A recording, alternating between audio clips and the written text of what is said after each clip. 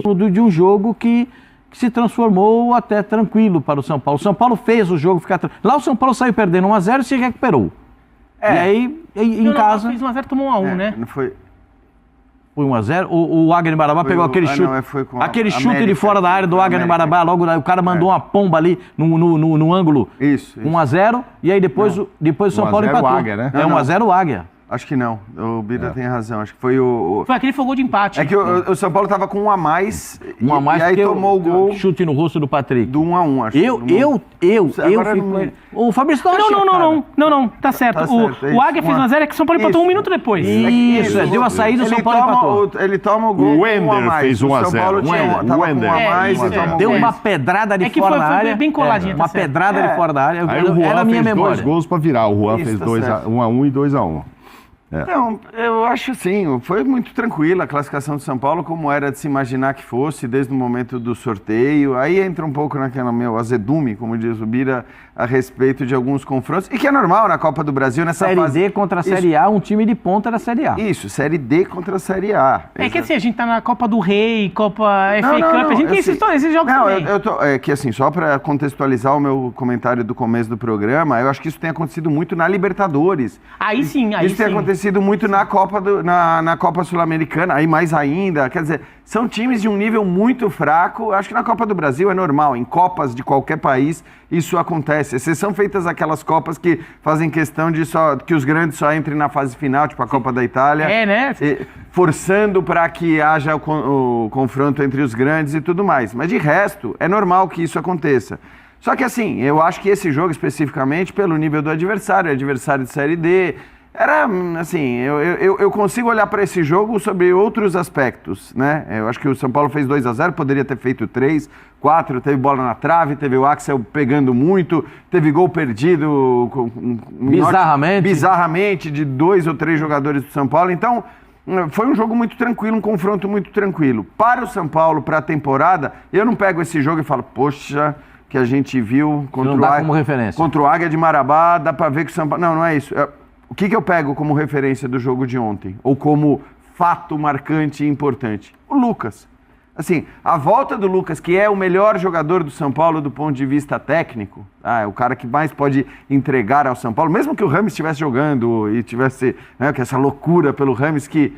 Eu sempre dizia, né? Essa loucura passou um pouquinho. Passou. Mas é o que eu dizia quando com o Carpini. Ficava todo mundo, mas o Rames... Eu falo, só existe um clamor pelo Rames porque o São Paulo não está jogando nada, porque o São Paulo não está vencendo, porque o São Paulo não tem feito boas atuações. Foi desclassificado do Campeonato Paulista. Foi desclassificado. Na hora que troca de técnico e que o São Paulo começa a fazer partidas, independentemente do nível do adversário, porque fazia partidas contra adversários fracos também e jogava mal e não vencia. Então, na hora que o São Paulo muda de técnico, começa a jogar bem, começa a vencer e convencer nas suas partidas, o Rames ficou meio esquecido, aquele clamor todo, o Rames vai resolver todos os nossos problemas, ficou de lado.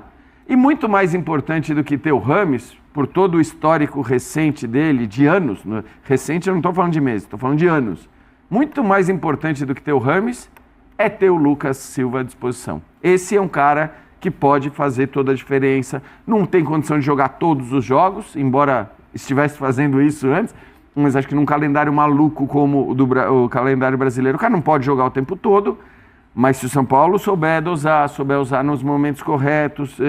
Ele não jogou muito esse ano. Exato, mas acho que assim, tê-lo no melhor nível nos grandes jogos pode fazer toda a diferença do mundo para o São Paulo e por isso, para mim, esse é o grande fato da partida de ontem. Independentemente da classificação, da vitória de acho. Pode falar uma coisa sobre estou defendendo, estou aqui como defensor do Águia de Marabá. O Águia eliminou o Curitiba na primeira rodada. Na primeira fase. Então, assim, digamos que se a bolinha do Águia a bolinha do Curitiba ficasse no lugar da bolinha do Águia na hora do sorteio, poderia ter sido um São Paulo e Curitiba ontem. Daí a gente nem estaria falando muito do desnível. É que o Águia chegou lá, né? Mas teve há um mérito desnível. Dele. Não, há o desnível. Como há o desnível no jogo do Corinthians também. Agora, é que eu acho que assim, até concordo com você que assim, você pega o desnível de alguns torneios, que é um desnível que assim, o torneio ele é feito de um jeito em que esse desnível vai acontecer. Nesse caso, aconteceu porque o Águia teve o mérito de eliminar o Curitiba, ou o Curitiba teve o demérito de ser eliminado, daí ele foi sobrevivendo. É bom lembrar, o São Paulo é o atual campeão da Copa do Brasil. O São Paulo é campeão de tudo. O São Paulo, como Internacional, é campeão de tudo. De tudo. Campeonato Paulista, Brasileiro, Copa do Brasil, Mundial, Libertadores. Ela está lançando uma campanha agora só exatamente sobre a Copa do Brasil e é mais ou menos assim o nome. Agora não falta mais nada. Porque é o que faltava, falta a Sul-Americana. Falta a Sul-Americana. Não, São Paulo? Tem o São Paulo não ganhou. O jogo não terminou, mas o São Paulo ganhou. Que é jogo do Tigres. Mas o campeão foi o São Paulo. O campeão foi o São Paulo. Eu acho que de todos... Vou pensar um outro aqui, ver se vai me quebrar a cara, mas acho que de todos os grandes que foram enfrentar clubes menores, quem melhor aproveitou o confronto foi o Zubeldia. E ele falou a respeito disso. O Tite precisou usar o time principal, o Palmeiras ontem usou o principal, o Corinthians usou o principal. O que o Zubeldia usou ontem é tudo que ele precisava para dar rodagem. Tirando o Lucas agora, que acho que jogou 60 minutos, que sem dúvida é o que mais precisava, é o que mais eles querem que volte, mas tinha mais gente precisando jogar. O Moreira, lateral direito, o Ferrarese, o Rodrigo Nestor, que é candidatíssimo a titular. Não, o Nestor é candidatíssimo, precisa pegar ritmo. Se o centroavante, o Caleri, não melhora, quem vai jogar? É o André Luiz.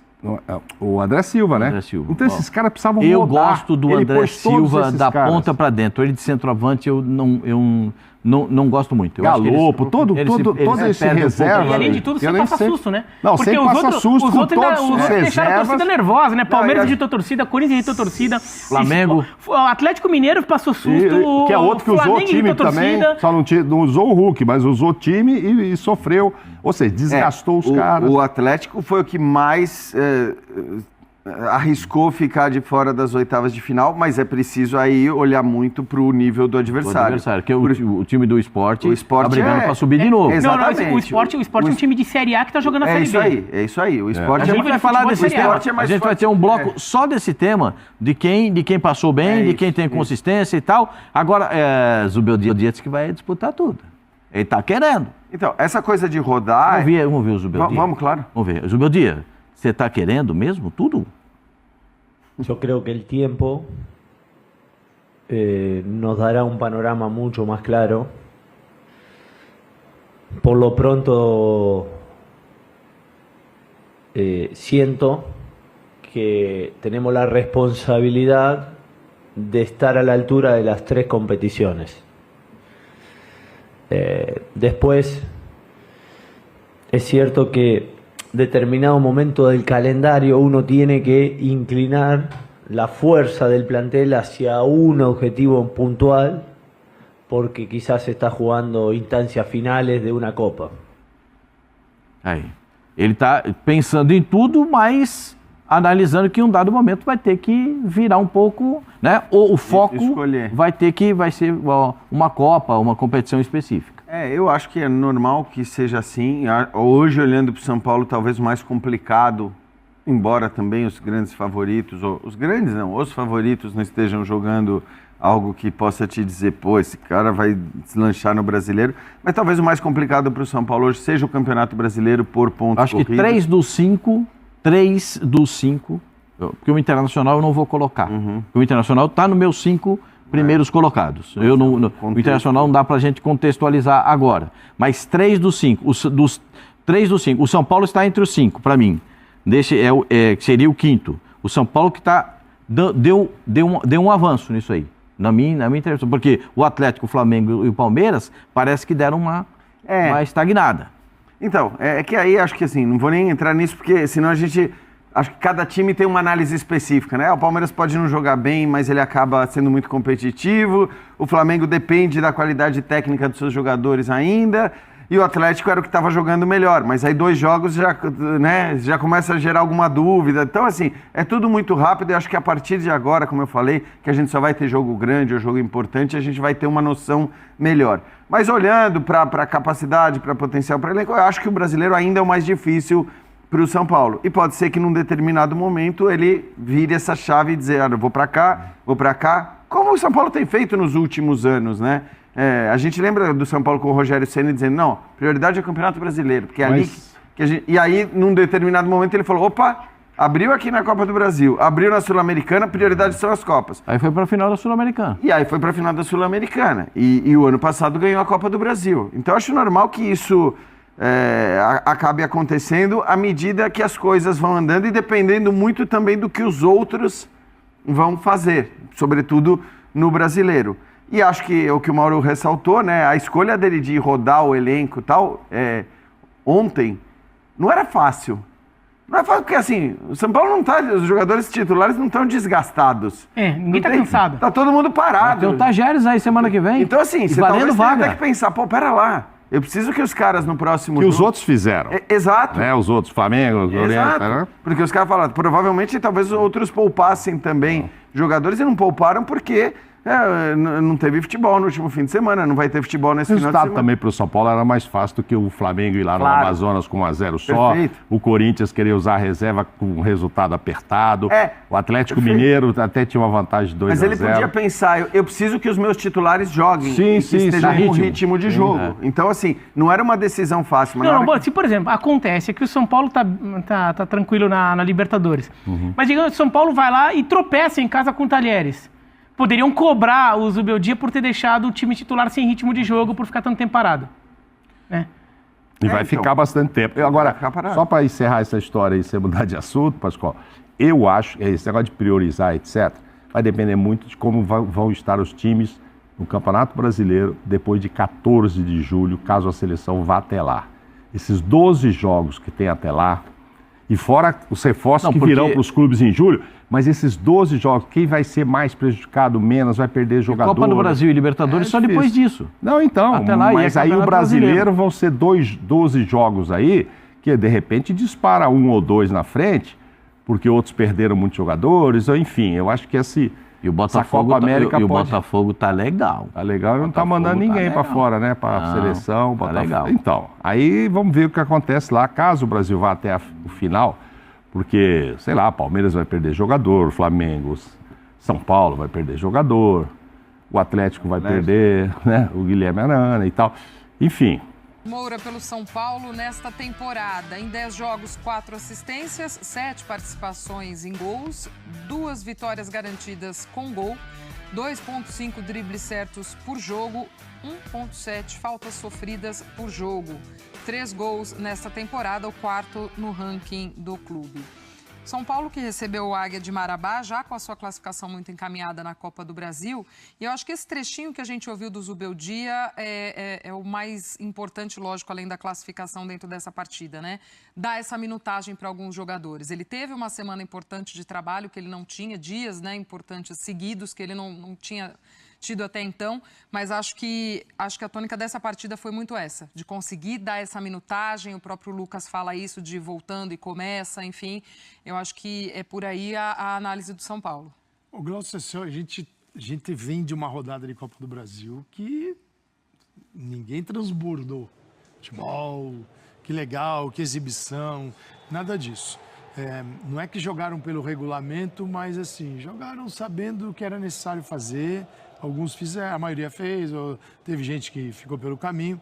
Mas eu vejo o São Paulo, de toda essa rodada, daqui a pouco tem o Palmeiras também, pra gente falar, acho que o clube que esteve mais no controle do jogo de volta. Ele vinha de uma vitória boa, 3-1. O treinador dá as explicações e coloca, e aí é a visão, o olhar, o dia a dia de quem está convivendo com os jogadores, o que é o certo e o que é errado. O certo e o errado depende daquilo que o treinador está vivendo, não é? Daqui falar o que o Zubeldia deveria, a decisão que ele deveria tomar, tendo em contato o dia a dia, eu acho que é muito arrogante. Tá errado, tá certo. Eu não gosto de ir por esse caminho. Ele tem que saber o que é errado e o que é o certo. E ele entendeu que era conveniente começar desde o Jandrei e colocar jogadores como o Rodrigo Nestor, precisa de mais jogo, como o Lucas, que é um jogo para o Lucas. E aí veio mexendo na equipe e construiu outra vitória. Em alguns momentos até empolgou o torcedor, um bombardeio. No primeiro tempo foi assim. E tudo bem, ele esteve no controle. Já não teve, assim, tão controle o Corinthians, Atlético Mineiro, não foi o jogo do Vasco, não foi o jogo do Palmeiras. Então o São Paulo esteve. Eu acho que ele A impressão que eu tinha é que, em função de não ter jogado final de semana, ele iria com o time mais próximo do titular. Mas aí ele olhou para a semana que vem e pensou, vou dar ritmo, vou recuperar, porque o jogo é na quinta, não é na terça. Há uma diferença aí entre jogar na terça, na quarta e na outra semana, e já está próximo na quinta. Ele está no controle, entendeu o que era melhor. E o São Paulo saiu bem dessa etapa da Copa do Brasil. Então, acho que o São Paulo, olhando para o que aconteceu na rodada, acho que foi o que foi mais tranquilo, melhor. Quem estava dominando e controlando o que realmente queria fazer e fez. Eu concordo muito com essa linha do Calçado. A gente não está aqui para avaliar, a gente não tem nem condição de avaliar departamento físico dos clubes de futebol para saber quem que deve jogar e quem que não deve. Mas vendo a explicação do Zubeldia, eu concordo muito com o que você colocou, Glaucio. Acho que nesse momento de pausa, mais do que você ter tempo para trabalhar ideias no treinamento, no dia a dia, conceitos, jogadas que você pode trabalhar, acho que encontrar esse equilíbrio de jogadores que já estão com uma sobrecarga, sobretudo no São Paulo, um time que tem perdido tantas peças por lesão, já não nessa temporada apenas, mas já na anterior. Então, você conseguir equilibrar isso nesse momento, além do fato de jogadores, por exemplo, para citar um exemplo só, Nestor, um cara extremamente importante, que está voltando agora, eu acho que numa condição ideal é titular do São Paulo, era importante dar mais minutagem para esse cara, para o Lucas voltando de lesão, Moreira na lateral direita, a mesma coisa. Então, assim, acho que foi muito bem planejado. Sem falar na questão que ele pode ter trabalhado nesse período de assimilação de ideias, como eu falei, mas de ajustar esse aspecto pensando na sequência da temporada. E fazendo tudo isso sem correr nenhum risco. Dentro do contexto da Copa do Brasil, acho que ele não desmereceu em nenhum momento o adversário, mas fez escolhas que eram super pertinentes para o momento do São Paulo e que não colocaram em nenhum risco o time de conseguir essa classificação na Copa do Brasil. Então, a meu ver, me parece ter sido tudo muito bem executado pelo São Paulo nesse momento de parada e na retomada para a Copa do Brasil.